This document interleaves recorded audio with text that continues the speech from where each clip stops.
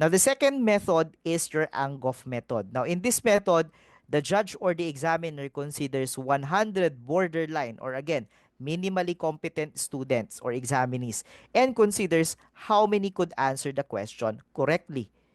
Okay, no? So let's say, no, given another question, the most common cause of gastroenteritis in children worldwide is due to A, bacteria, B, virus, C, fungus, or D, prion.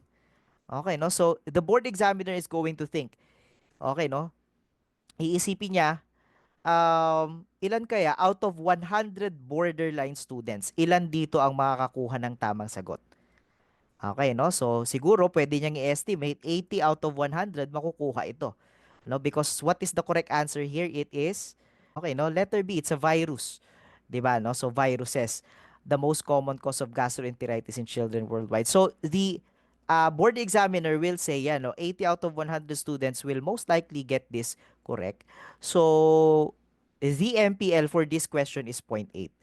And the board examiner will apply this method to all of the questions and again take the sum of all of the MPLs for each question and that will be the subject's MPL. So that's the Angoff method.